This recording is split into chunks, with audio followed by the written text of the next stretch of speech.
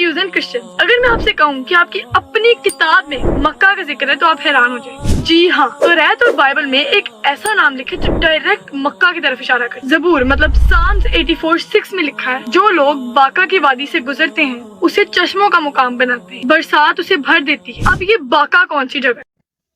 مسیح یسوع کے انداز میں آپ سب کی سلامتی چاہتا ہوں. جی آپ نے یہ ویڈیو دیکھی، میری گزارش ہے یہ ویڈیو آپ نے پوری دیکھنی ہے اور اس ویڈیو کو ضرور اس بہن تک اور جتنے بھی مسلم دوستوں کے ذہنوں میں ایسے سوال ہیں، غلط فہمیاں ہیں، ان تک یہ ضرور جو ہے وہ ویڈیو پہنچانی ہے.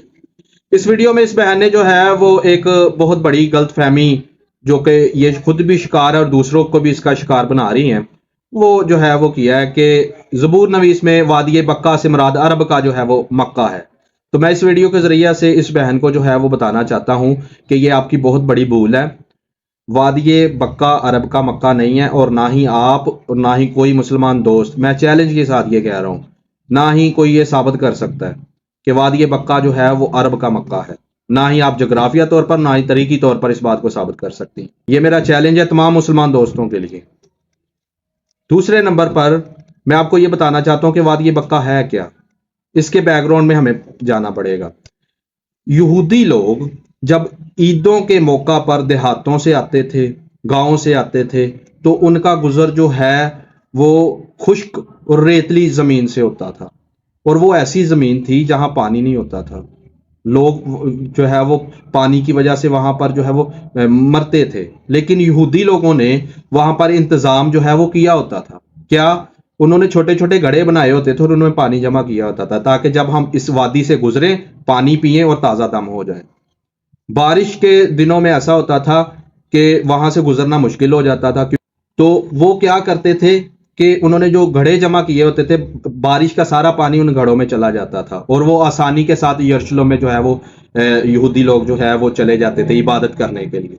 میری بہن میں آپ کو یہ بتانا چاہ رہا ہوں کہ وادی بکہ سے مراد وہ نہیں ہے، عرب کا مکہ نہیں ہے، بلکہ وادی بکہ سے مراد ہے رونے کی وادی. اور اگر آپ عبرانی میں دیکھیں تو اس کا مطلب نکلے گا آنسو یا ماتم.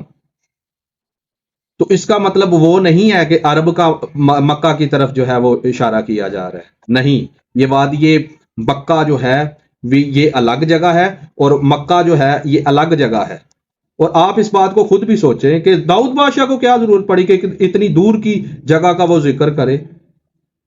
خود بھی سوچے. اور اگر یہ مان بھی لیا جائے کہ وادی بکہ عرب کا مکہ ہے تو پھر آپ کو اور تمام مسلمان دوستوں کو اس بات کا جواب دینا پڑے گا.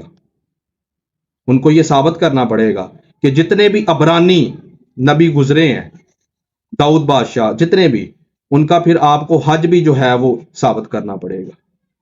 اور اس کے ساتھ ساتھ میں آپ کو یہ بھی بتاتا چلوں کہ سال میں 3 مرتبہ یہودی لوگ حج بھی کرتے تھے.